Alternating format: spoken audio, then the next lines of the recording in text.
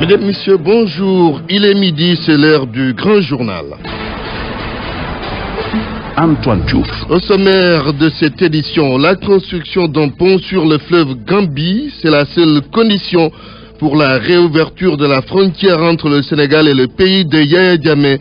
Les transporteurs de Karang sont formels. Université Cheikh Anta Diop de Dakar, l'hébergement plus que jamais. Un véritable casse-tête, plus de 80 000 étudiants pour 5 000 lits. Beaucoup d'étudiants sont inquiets en ce moment parce qu'ils risquent de se retrouver sans abri. L'avenir politique d'Abdoul Mbaye, là-dessus le regard du journaliste Adama Gaye. Il a certains préjugés favorables à l'endroit de l'ancien Premier ministre, mais tient à dire qu'il a tout de même une responsabilité dans le bilan de Macky Sall. Et puis élection de députés à l'Assemblée nationale, la convergence libérale et patriotique de Serigne Mbacké Ndiaye veut la suppression de la liste nationale et l'instauration d'un scrutin uninominal à 2 tours. L'actualité internationale, les titres. Sornana Tambaye, bonjour. Bonjour Antoine Diouf. Le Mali toujours dans une situation incertaine, un an après la signature de l'accord d'Alger. Selon l'opposant Tchébile Dramé, plusieurs zones échappent au contrôle du gouvernement. En République démocratique du Congo, les massacres dans la région de Béni émeuvent plus d'un. Les ONG congolaises ont adressé une lettre ouverte au président Kabila afin qu'il réagisse vite. Pendant ce temps, un rapport des Nations Unies incrimine des officiers congolais. Et le sport, ce sera aux alentours de 12h20, mais déjà les titres. Bonjour Malal Junior-Gagne. Bonjour Antoine. Basketball, 1000 jeunes à l'école du basket américain. Le monument de la Renaissance, terre de formation pour les pensionnaires de Site Academy, et ce du 19 jusqu'au 20 de ce mois. Préparation du déplacement des Lions du Sénégal à Bujumbura. L'Ousmane Tchanessar, membre de la Ligue professionnelle du Sénégal, donne les clés d'une mission réussie pour les Lions. L'Espagne à l'Euro en France sans Diego Costa. L'attaquant des Blues n'a pas été retenu par Vicente Del Bosque. Les raisons avancées, une blessure. Point de vue sur les dernières négociations entre le Sénégal et la Gambie. Quels commentaires sur leur déroulement? Rendez-vous vers 12h30. Bienvenue à toutes et à tous.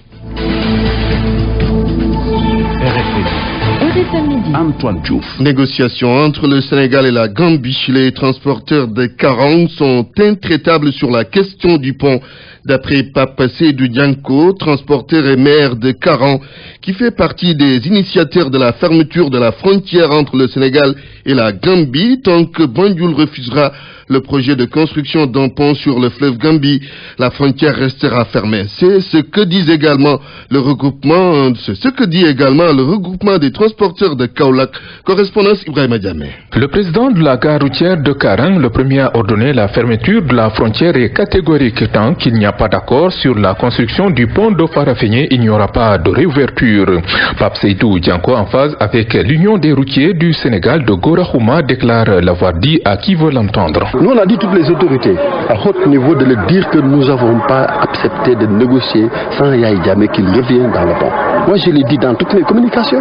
Il était d'accord sur le pont. On a fait la manifestation depuis les premiers pierres avec le premier ministre Boun Abdallah Dionne, avec son premier ministre Aïssatou Diaye Seydi, avec le khalife général de Médina Baye. Dans 3 mois, il est revenu dans cette décision. Il a dit qu'il est d'accord pas. Quand même, il faut qu'il respecte les gens, il faut qu'il respecte le pays. Pape Seydou Dianko et compagnie n'attendent qu'un consensus sur la construction du pont pour lever le blocus à leur niveau. Toutes les autorités, s'ils sont d'accord dans le pont, demain dans les négociations, après on ouvre toutes les frontières, c'est le calme revenu. Du côté du regroupement des chauffeurs et transporteurs de la région de Kaolack également, la position est la même. Le contournement vers Tambacounda restera toujours pour eux le trajet de préférence, autant que le pont constituera un point d'achoppement dans les négociations. Ibrahim Diamé, Kaolack, Radio Futur Média. C'est l'angoisse chez beaucoup d'étudiants de l'université Cheikh Anta Diop de Dakar qui risquent de se retrouver sans abri Pour 80 000 étudiants, il n'y a que 5 000 lits, d'où la terrible équation de l'hébergement à résoudre. Les étudiants demandent aux autorités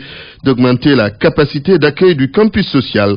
Reportage Migui Maramdiaye. Au campus social de l'université Cheikh Anta Diop de Dakar, c'est la période des codifications et beaucoup d'étudiants risquent à nouveau de se retrouver sans abri. Djibika, étudiant à licence 1, est un ressortissant de Thiès. Il vit difficilement cette situation. On n'a pas l'esprit tranquille parce que même moi je vous parle parce que hier j'étais à Zangbao parce que là où on était, on nous a fait sortir là-bas et je suis obligé de partir chez ma mère pour passer là-bas le week-end après pour revenir voir qu'est-ce que ça va donner. Plus de 80 000 étudiants pour 5 000 lits, normal que certains soient dans cette situation. Et pour ne pas dormir sous la belle étoile, ce sont les couloirs des pavillons qui sont envahis. Les étudiants qui passent la nuit sous les pavillons, qui passent la nuit sous les couloirs, alors que vraiment c'est une situation désolante et vraiment un étudiant ne mérite pas de vivre dans ces conditions. Pour Mohamed Djemé, il faut impérativement augmenter la capacité d'accueil.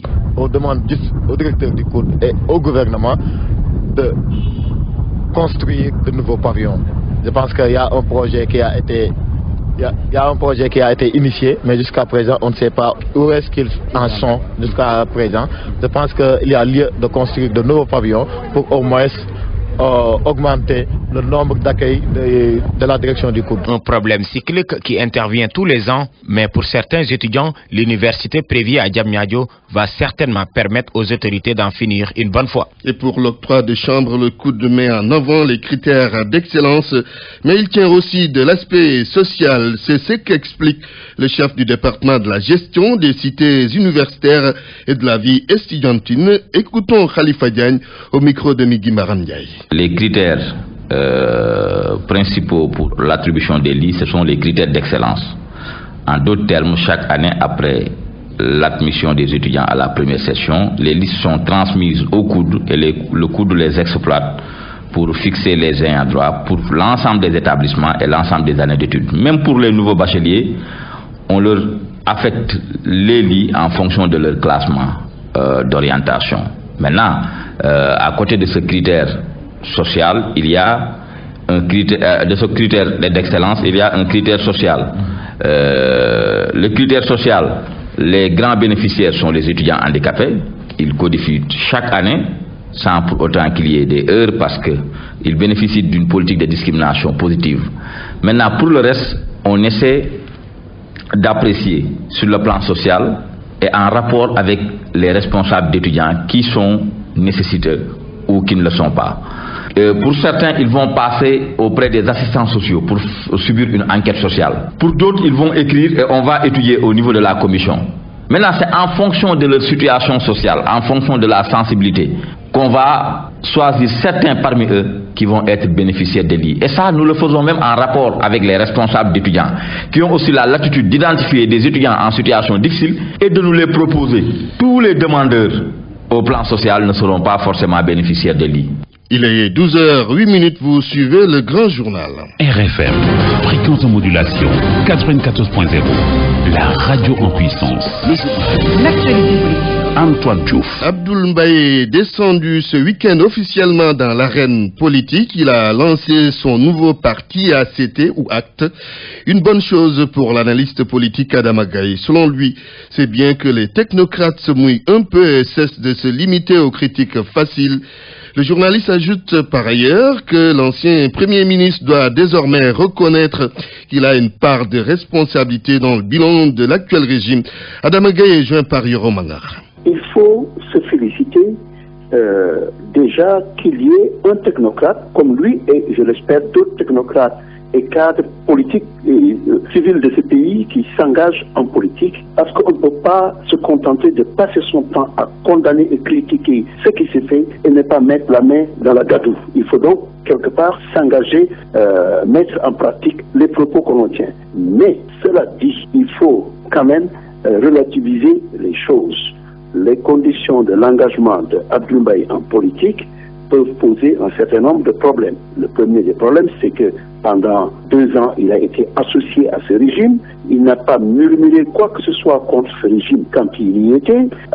Il a laissé faire un certain nombre de choses. C'est sous sa gouverne que l'histoire du contrat de pétrole sur Petrostim a été signée, la réflexion du building administratif et tant d'autres actes, et même les questionnements sur la traque inéquitable des biens mal acquis qui auraient pu concerner aussi bien le numéro 1 du pays que d'autres acteurs qui sont dans le régime actuel. Tout cela s'est passé et il n'a rien dit. Si aujourd'hui il sort et veut se laver les mains de tout ce qui était négatif, ça ne correspond pas à ce qu'il est en tant que financier, parce que face à tout actif, il faudrait également évoquer le passif, et il semble refuser d'assumer ce passif aussi. Abdoul Mbaye a créé son parti politique et le nombre de formations continue d'accroître au Sénégal. Au moins 250 partis existent sur l'échiquier politique. Parmi les derniers nés, donc, celle de Abdoul Mbaye et de l'ancien ministre Modou Diagne Fada. À Mbacké, certains citoyens demandent à l'État de limiter le nombre de partis politiques. C'est un reportage de Papa Balagué. Plus de 250 partis politiques au Sénégal, la situation indispose plus d'un à Mbacké. Rencontré au CI de son atelier, Abdoulaye Diop s'en désole. Pour lui, il est impératif de limiter les partis pour l'intérêt du pays. Vraiment, c'est jouer avec la conscience des Sénégalais. Il faut des mesures idoines pour limiter les partis et imposer à chacun d'avoir au moins 5% aux élections. Sans quoi, on dissout le parti. C'est mieux comme ça. On aura 10 partis pour faire avancer le pays. Non loin de là, Galoka embouche la même trompette. Pour lui, c'est un blocage assuré du système qui s'annonce. 200 personnes contre 200 personnes, cela ne va pas marcher. Avec la pléthore de partis, le pays va en pâtir bientôt. Est-ce que l'on Fallou Thiam et Omar Seck, plus avertis, parlent d'affairistes animés par des intérêts crypto-personnels. Ils sont là que pour leur propre intérêt. Je pense que 10 ou 15 partis suffisent pour faire avancer le pays. Ils n'ont aucun intérêt pour le Sénégal. En fait, c'est une manière de pouvoir transhumer ou de devenir député, entre autres. Et il nous faut juste quelques grands partis pour assurer peut-être l'avenir du Sénégal.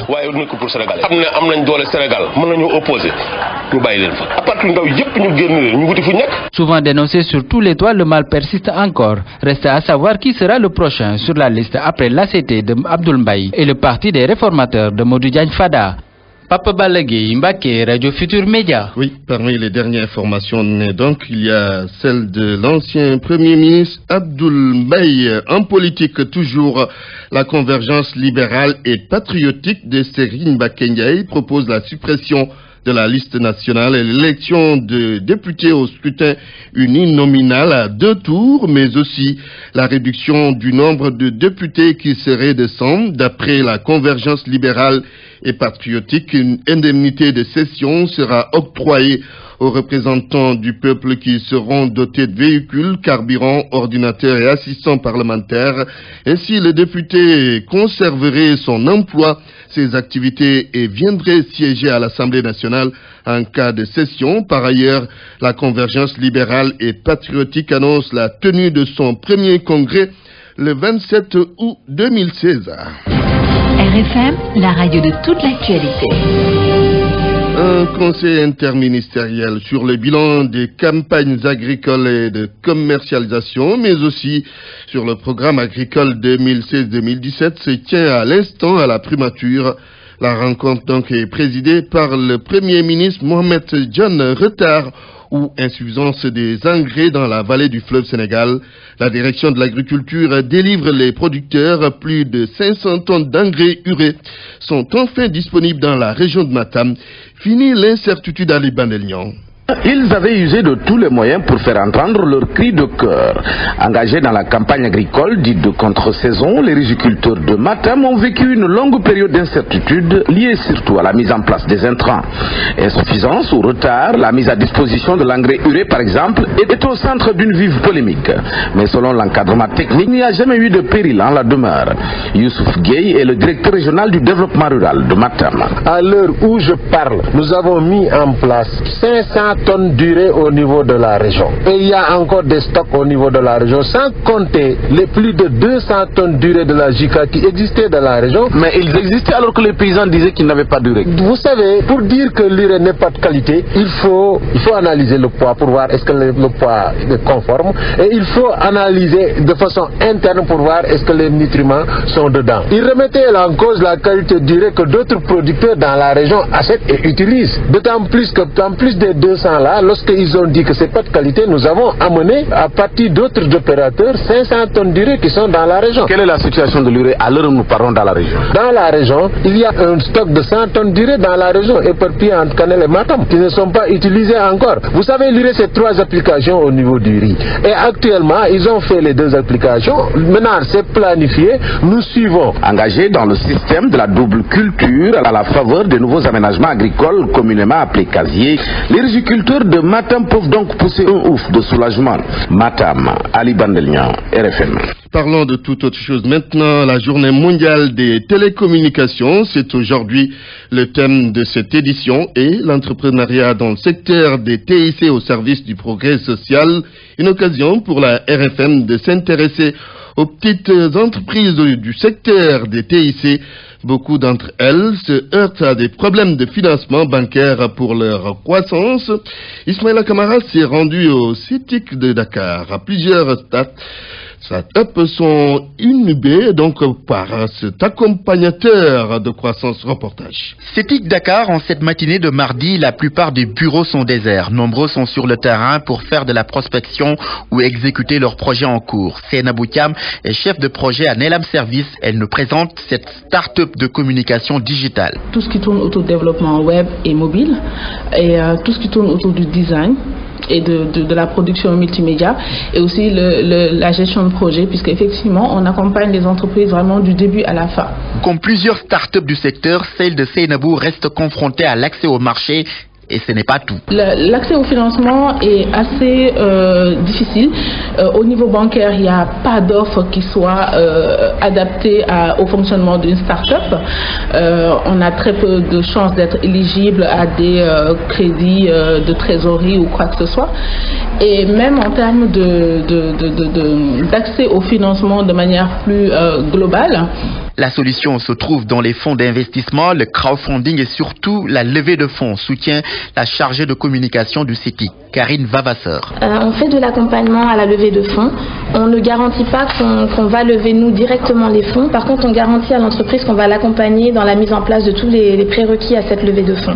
C'est-à-dire faire la révision de son business plan, mais également la sensibiliser sur ce qu'est la levée de fonds, et notamment si elle souhaite ouvrir son capital, pouvoir l'accompagner vers ça, parce que ça nécessite quand même d'avoir un certain nombre de connaissances par rapport à ça pour ne pas commettre certaines erreurs. Donc on fait vraiment ça, et on fait aussi de la levée de fonds de façon plus directe quand même. Malgré ces difficultés, des startups arrivent à sortir la tête de l'eau. Nelam Service en est une, qu'à cela ne tienne. Ces petites entreprises exigent du gouvernement l'instauration d'un fonds de l'innovation pour booster leur croissance. RFM. L'actualité internationale. Et c'est parti avec Sornana Tambaye. Mali d'abord. Un an après la signature de l'accord d'Alger, des zones échappent au contrôle de l'État. C'est en tout cas l'avis du président du Parti pour la Renaissance nationale, Parena. Toujours selon Thébile Dramé, l'insécurité persiste dans toutes les localités du Nord. Il présente la situation ainsi. Le Mali est coincé entre ceux qui n'étaient pas à Alger, les groupes terroristes qui étendent leurs activités, et ceux qui y étaient, c'est-à-dire les mouvements armés signataires de l'accord. Et les leaders de Parena ajoutent que le Mali est un pays menacé et le gouvernement qu'il traite de faible doit en prendre conscience. Boko Haram met plusieurs millions de personnes dans une situation d'insécurité alimentaire. Toutes ces personnes installées dans le bassin du lac Tchad ont besoin d'une assistance alimentaire. Cette zone étant le théâtre des opérations terroristes de Boko Haram. On compte un peu plus de 9,2 millions de personnes dans cette situation.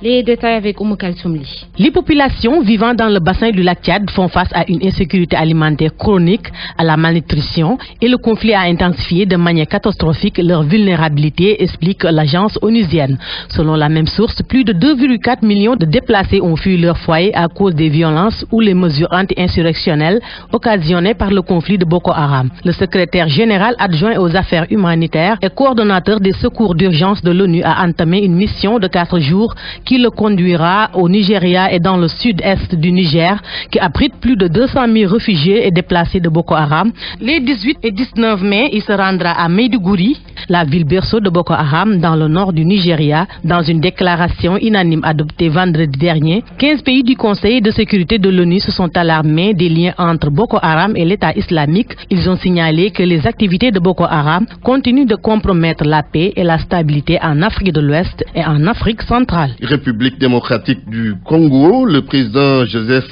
Kabila est appelé à réagir très rapidement à Béni. La coordination des sociétés civiles des territoires de Béni lui a adressé une lettre ouverte. Plusieurs personnes ont été massacrées dernièrement dans cette province de l'Est du pays. Il est demandé au régime de Joseph Kabila de faire le nécessaire pour arrêter la tuerie. En plus de cela, ces organisations de la société civile exigent l'ouverture d'enquêtes et une évaluation des opérations de lutte contre les groupes armés. Très souvent, les rebelles ougandais sont accusés. Depuis le 2 octobre 2014, plus de 1000 morts ont été recensés à Béni. Par ailleurs, des populations ont été obligées de se déplacer. Des villages entiers sont ainsi abandonnés, des écoles fermées et des centres de santé. Restons en RDC pour évoquer le rapport du groupe d'experts de l'ONU. Si l'on se réfère aux documents, des officiers congolais seraient impliqués dans les massacres à Béni. Un colonel de l'armée est par exemple accusé d'avoir fourni des munitions, des uniformes et de la nourriture aux rebelles ougandais de l'ADF. Il aurait même donné des renseignements sur les positions des forces armées de la RDC. Des combattants de 3 groupes armés burundais présents en RDC ont également confié avoir eu des interactions directes avec des personnels militaires rwandais cette fois-ci. Oui, le Rwanda qui a décidé d'expulser plusieurs centaines de Burundais. 1500 ressortissants burundais, Antoine, considérés comme des immigrés illégaux. Les autorités rwandaises ont déclaré que cette opération ne visait pas particulièrement son voisin avec qui il entretient une relation plutôt tendue. Et d'après leur version, ces Burundais ont délibérément choisi de repartir dans leur pays chercher des papiers indispensables à leur séjour. Un officiel burundais a par contre déclaré avoir accueilli dans sa commune 1320 de ses compatriotes expulsés. Sornana Tambaye, merci pour cette page internationale. Parole aux auditeurs. L'actualité, qu'en pensez-vous? Moi, je pense que vous devez. Réagissez dans nos éditions d'information sur l'actualité. Bonjour. Oui, bienvenue sur cette antenne de RFM. Du lundi au vendredi, vous avez la parole sur RFM. Point de vue sur les dernières négociations entre le Sénégal et la Gambie. Quels commentaires sur leur déroulement? Vous aurez la parole dans quelques minutes. RFM Sport. L'espoir Malal Junior Diagne en ouverture du football avec les 1000 jeunes, du basket plutôt, avec les 1000 jeunes basketteurs sénégalais qui sont à l'école américaine. Et ce sera donc avec le SID Academy qui a décidé d'organiser un camp international à partir du 19 et jusqu'au 20 avec des basketteurs, des entraîneurs qui viennent de la NBA, mais également des techniciens sénégalais et des joueurs sénégalais qui évoluent aux États-Unis pour donc former ces jeunes, mais également leur montrer la voie afin qu'ils puissent réussir leur vie soit dans le sport ou dans le milieu professionnel. Mohamed Nia, président de SID Academy, revient sur ce programme.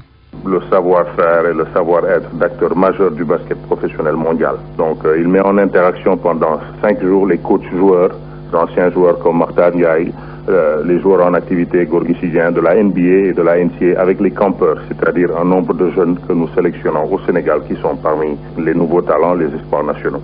Donc c'est pour passer le bâton en quelque sorte et les exposer à ce qui se fait de mieux dans le monde. Et nous mettons en relation 1 millier de jeunes du Sénégal et d'autres pays. Il y a des Nigérians qui viennent, il y a un Marocain qui vient. À travers un tournoi interscolaire, c'est le tournoi LLP et en même temps le groupe Forum. C'est un camp d'entraînement. Donc cette année, c'est beaucoup plus diversifié. Il y a une intégration, il y a beaucoup d'activités, voilà, avec ce tournoi interscolaire notamment et en particulier les camps d'entraînement pendant le groupe Forum. Le basketball, Antoine, c'est également le camp de basket que va organiser Gorgui Sidien à Kébémer. Ce sera du 28 au 29 mai prochain. Le joueur sénégalais de la NBA va offrir également du matériel médical estimé à près de 250 millions de francs CFA à l'hôpital de sa ville natale qui est Kébémer. Nous y reviendrons, Antoine. Nous allons parler de football à présent avec le match du Sénégal prévu le 4 juin prochain contre l'équipe du Burundi. Comment préparer cette rencontre? Comment se déplacer à Bujumbura? Comment faire pour éviter les pièges et revenir au Sénégal avec un résultat positif et se qualifier pour la Coupe d'Afrique au Gabon? Ousmane Tchanessar, président du port autonome de Dakar et membre de la Ligue professionnelle, a tenté de répondre à ces questions. Nous allons vers un match qui ne devrait pas nous sortir de notre logique d'organiser les matchs, surtout à l'extérieur. La fédération, comme à l'accoutumée depuis quelque temps maintenant, a une mission d'avant-garde prospective qui nous a fait les réalités de la délocalisation que tentait la partie adverse. Le maître mot, c'est la sérénité. Sérénité. Tout simplement parce que nous allons jouer 90 minutes. Ça ne peut pas être autre qu'un match de football. Maintenant, les joueurs, c'est des professionnels, ça c'est de un. De deux, l'encadrement technique est là pour parer à toute éventualité pouvant venir d'un public hostile, d'un adversaire agressif ou bien d'un terrain qui est défavorable.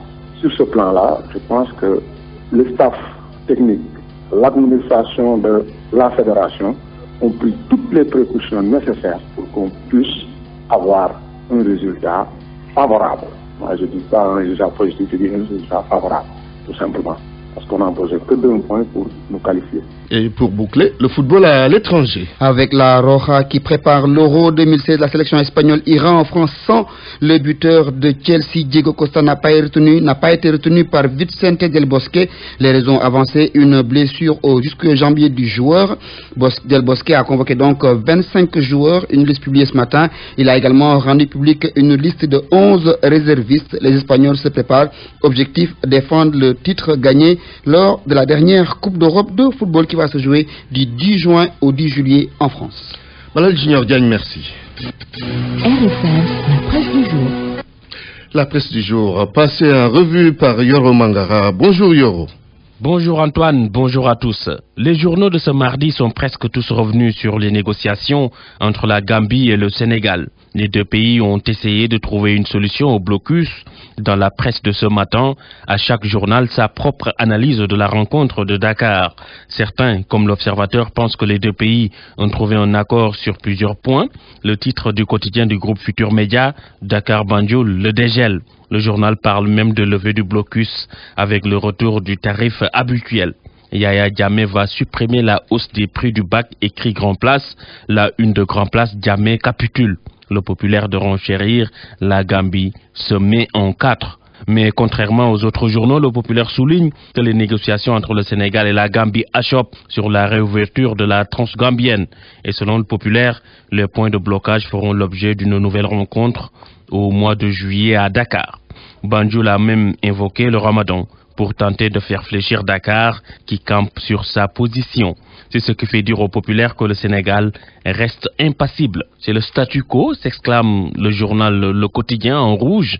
Le quotidien du groupe Avenir Communication constate que le Sénégal et la Gambie ne sont toujours pas d'accord sur les modalités de la construction du pont de Farafenni. Ce pont fait partie des nombreux autres points essentiels sur lesquels les négociations entre Dakar et Banjul ont achoppé. Même si la Gambie a décidé de revenir à l'ancien tarif, 4 000 francs CFA pour la traversée, le fait que les deux pays se retrouvent en juillet prochain illustre le constat d'échec de la rencontre de ce dimanche, conclut le quotidien. Dans Walf Quotidien, on parle de politique à la première page. Ce journal est revenu sur la conférence de presse de Abdoul Mbaye tenue ce week-end pour lancer son parti politique. L'ancien Premier ministre est bien évidemment revenu sur son compagnonnage avec le président de la République. Le banquier a également analysé la situation politique du pays, ce qui l'amène à dire à la première page de Walf Quotidien que Macky Sall n'est plus le même. On retrouve à peu près la même phrase dans La Tribune. Abdoul Mbaye dit, je cite, « Je ne reconnais plus mon ami Macky Sall ». Fin de citation. Pour l'ancien Premier ministre, l'alternance n'a plus de sens. On ne voit plus l'importance donnée à la patrie par rapport au parti. Le leader de l'Alliance pour la citoyenneté et le travail ACT pense dans les colonnes du journal Enquête que nos gouvernants ne sont pas sincères. Ils sont aussi adeptes du reniement de la parole donnée et de la dilapidation des deniers publics. Pour Libération, Abdoul Mbaye acte sa révolte. Le mot acte écrit ici avec ACT, l'acronyme du parti d'Abdoul Mbaye. L'ancien Premier ministre a en tout cas peint un Sénégal sombre, pour reprendre cette phrase de l'AS. Et puis l'Église a profité du pèlerinage marial de Popenguine pour déplorer et condamner les violences verbales en milieu politique. Une information à lire dans Sud Quotidien. Et puis le quotidien d'un entraîneur professionnel à lire dans l'Obs. Sadio Demba a accordé une large interview à l'Obs. Le Sénégalais est champion de la 2e division en Belgique. Il est l'un des rares Africains à coacher un club professionnel en Europe. Bonne lecture à tous.